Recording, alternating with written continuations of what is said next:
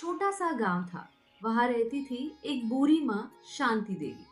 शांति देवी का सारा दिन बस अपनी लाडली माता रानी की सेवा में बीतता। सुबह की पहली किरण के साथ उनकी आरती गूंजने लगती। जय अम्बे गौरी मैया, जय श्यामा गौरी जय। वृद्ध शांति देवी अपनी टूटी सी कुटिया में माँ दुर्गा की आरती कर रही थी। उन्होंने थाली नीचे रखी और अपने बेटे को पुकारा। अरे राघव, बेटा रुक, ये माता रानी का प्रसाद खाकर जा, हाथ आगे कर। राघव झल्लाते हुए बोला। ओहो माँ, पहले ही देर हो रही है, लाओ जल्दी दो। शांति देवी ने प्यार से कहा। जल्दी का काम शैतान का होता है बेटा, आराम से खाओ। तवई बहू पीछे से ताना कसती हुई है। आराम से तो बस आप ही रह सकती हैं माँ जी। अगर हम ही आराम से बैठ दे तो घर कैसे चलेगा। जाइए जी, आप जल्दी निकलिए। माँ जी के पास तो कोई काम है नहीं, सारा दिन माता रानी के सामने घंटी बजाने के सिवाय। राघव अपने खेत के लिए निकल गया। उसके कटु व्यवहार के लिए टोका और ना ही शांति देवी उसे कुछ कह सकी। दरअसल शांति की बहू सुमन बहुत ही तेज तर्रार, लालची और मतलबी थी। वो शांति देवी से कभी सीधे मुंह बात नहीं करती थी और राघव भी अब पूरी तरह पत्नी के रंग में रंग चुका था। दूसरी तरफ शांति देवी सारा दिन बस माँ दुर्गा की भक्ति में लीन रहती थी। उन्हें दुनियादारी से कोई मतलब नहीं था। न उन्हें सुमन से कोई उम्मीद थी और न ही राघव से। उन्हें तो बस अपनी माता रानी का सहारा था। स्वर्गलोक में माँ दुर्गा के वाहन सिंह ने माता से कहा, हे माते, ये शांति आपकी परम भक्त है, लेकिन इसकी बहू इसे कितना प्रताड़ित करती है। न तो उसे ठीक से खाने को देती है और न ही पहनने को। इसका बेटा भी इसकी परवाह नहीं करता। माते, क्या आपको नहीं लगता कि शांति को आपकी मदद की आवश्यकता है? माँ दुर्गा मुस्कुराकर बोली, शेरा, आवश्यकता तो हर मनुष्य को हर समय होती है, लेकिन उसे पूरा कैसे करना है यह तो मनुष्य के अपने हाथ में ही होता है। विधि के विधान में सभी का भाग्य लिखित है, थोड़ा धीरज रखो। जैसे शांति के मन में माँ दुर्गा बसी हुई थी, ठीक वैसे ही माँ दुर्गा भी शांति से बहुत प्रेम करती थी।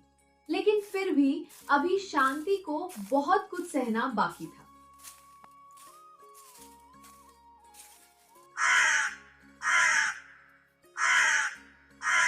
अगले दिन शांति देवी ने दबे स्वर में कहा, सुमन बेटी, कल से नवरात्रि शुरू हो रहे हैं।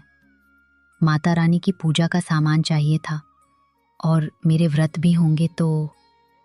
सुमन बीच में ही चिल्ला उठी, माँ जी देखिए, आपको व्रत रखने हैं तो शौक से रखिए, लेकिन एक बात साफ सुन लीजिए, आपके लिए फल, मेवा और पूजा का इतना महंगा सामान लाने के लिए हमारे पास पैसे नहीं है।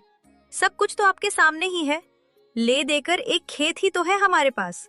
बड़ी मुश्किल से इस बार चने की फसल ठीक ठाक हुई है, वह भी अभी पूरी तरह तैयार नहीं है। अब आप ही बताइए कि पहले घर के जरूरी खर्च देखे या आपका ये सब नाटक। इतना कहकर सुमन वहां से चली गई। राघव ने भी साथ देते हुए कहा, वैसे भी माँ, तुम्हारा हर दिन तो माता रानी के नाम से ही शुरू होता है और उन्हीं पर खत्म होता है, तो फिर इन नवरात्रों पर व्रत रखने से क्या खास हो जाएगा। खामखा तुम्हारी तबीयत बिगड़ जाएगी और फिर डॉक्टर की फीस और दवाइयों पर फालतू खर्च, ये सब हम पर भारी पड़ जाएगा।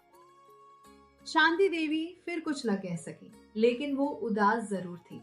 उन्होंने सोचा था कि इस नवरात्रि पर वो माता रानी का एक छोटा सा मंदिर बनवाएंगी, लेकिन यहाँ तो पूजा का सामान ही नहीं आ पा रहा था। वो उदास होकर माता रानी की प्रतिमा के सामने गई और हाथ जोड़कर बोली, माँ, मेरे बच्चों को क्षमा करना, ये नादान है, पर मैं जानती हूँ कि आप अपनी इस भक्त की मदद जरूर करेंगी। इतना कहकर शांति रोने लगी। दूसरी तरफ सुमन के दिमाग में नई खिचड़ी पक रही थी। उसने राघव से कहा, सुनो जी, मैं क्या बोल रही थी, अपने खेत की फसल बस तैयार ही होने वाली है, तो किसी को तो उसकी रखवाली करनी ही होगी। राघव ने कहा, हाँ, तो मैं रहता तो हूँ सारा दिन खेत में। सुमन ने याद दिलाया। भूल गए? कल हम दोनों को मेरे मायके चलना है पूरे 1 हफ्ते के लिए। मेरे इकलौते भाई की शादी है। जब आप यहाँ नहीं रहेंगे तो खेत का ख्याल कौन रखेगा? राघव सोच में पड़ गया। हाँ, ये तो मुश्किल हो गई। ऐसा करते हैं, तुम अकेली चली जाओ, मैं रुक जाता हूँ। अरे ना, आप नहीं चलोगे तो अच्छा लगेगा क्या? मैंने शादी के लिए सारी तैयारियां कर ली हैं। आपके लिए और अपने लिए नए कपड़े भी खरीदे हैं। देखिए, हर रस्म के लिए अलग कपड़े हैं। सुमन ने जिद की। तो फिर खेत कौन देखेगा? श्री राघव ने पूछा। सुमन ने कुटिल मुस्कान के साथ कहा। माँ जी है ना, वो रखवाली कर लेंगी खेत की। राघव चौंका। माँ, लेकिन वो कैसे? वो सारा दिन खेत पर करेंगी क्या? सुमन ने समझाया। वही जो यहाँ घर पर करती हैं। खेत के कोने में जो छप्पर है वही सारा इंतजाम कर देंगे। उनकी माता रानी की मूर्ति भी वही रखवा देंगे। वैसे भी माँ जी के नवरात्रि के व्रत चल रहे हैं तो उनके खाने पीने की चिंता तो है नहीं। जैसे यहाँ रहने वाली थी वैसे ही वहाँ रह लेंगी। साथ में खेत की रखवाली भी हो जाएगी। राघव ने झिझकते हुए पूछा। लेकिन क्या ये ठीक रहेगा? सुमन बोली। बिल्कुल ठीक रहेगा जी। अब तुम ज्यादा मत सोचो, हमें कल ही निकलना है।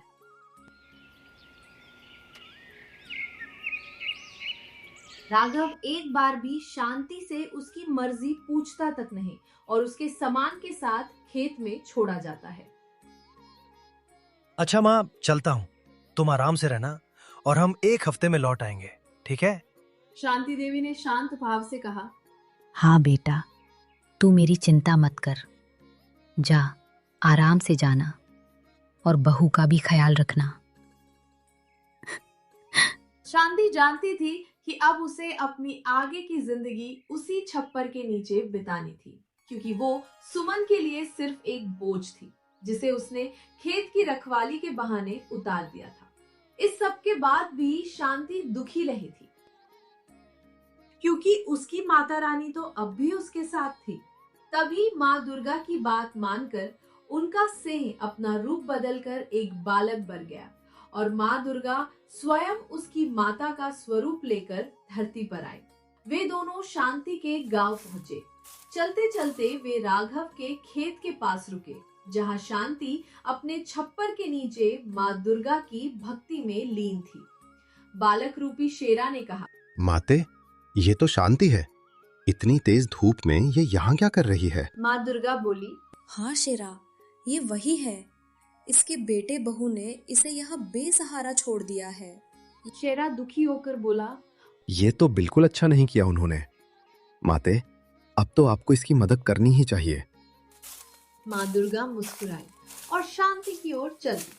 वे सीधे छप्पर के पास पहुंची और शांति से कहा। माता जी प्रणाम। मेरा नाम दुर्गा है और यह मेरा बेटा है। इसे बहुत भूख लगी है। हमारा घर यहाँ से काफी दूर है। पहुँचते पहुँचते शाम हो जाएगी। अगर आपकी आज्ञा हो तो क्या हम आपके खेत से कुछ चने ले सकते हैं? बस मेरे बच्चे का पेट भर जाए, इतने ही लेंगे। आपकी बड़ी कृपा होगी। शांति ने चौंक कर कहा। नहीं, तुम नहीं ले सकते। बालक बना शेरा रो। क्या कहा? हम नहीं ले सकते? लेकिन मुझे बहुत भूख लगी है, बस थोड़े से दे दीजिए ना। शांति देवी ने ममता से कहा। बेटा, कच्चे चने ले भी लोगे तो भला उन्हें खाओगे कैसे? तुम दोनों यहीं रुको, मैं खुद जाकर चने लाती हूँ और फिर अपने चूल्हे पर उन्हें भून कर तुम्हें देती हूँ। फिर देखना क्या स्वाद आता है। शांति देवी उन दोनों को वहीं बिठाकर खुद खेत में चली गई और अपनी टोकरी में ढेर सारे चने लेकर वापस लौटी। आप रहने दीजिए, इन्हें भूनिए मत। मेरा बेटा ऐसे ही खा लेगा। शांति ने प्यार से डांटा। कमाल करती हो बेटी, ऐसे कैसे खा लेगा कच्चे चने? मैंने कहा ना, तुम बस कुछ देर रुको। मुझ बुढ़िया के पास और तो कुछ है नहीं, बस जो कर सकती हूँ वो तो करने दो, मुझे अच्छा लगेगा। वैसे भी माता रानी के नवरात्रि चल रहे हैं और पता नहीं मैं कंजक पूजन कर भी पाऊंगी या नहीं। इस प्यारे से बच्चे और तुम्हें चने खिलाकर ही संतोष लेने दो मुझे। शांति देवी ने बड़े ही प्यार से चूल्हे पर चने भूने और उन दोनों को खिलाए। तृप्त होकर माँ दुर्गा ने कहा, धन्यवाद माता जी, आपके चनों का स्वाद मैं कभी नहीं भूलूंगी। जब वे जाने लगे तो शीरा ने माता की ओर याचना भरी दृष्टि से देखा। माँ दुर्गा मुस्कुराई और उन्होंने शांति देवी की ओर अपना हाथ उठाया। उनके आशीर्वाद से निकले अलौकिक प्रकाश से शांति देवी पूरी की पूरी सोने की बन गई। हालांकि वो कोई बेजान मूर्ति नहीं थी, बल्कि अब वो सोने की एक चलती फिरती इंसान बन चुकी थी।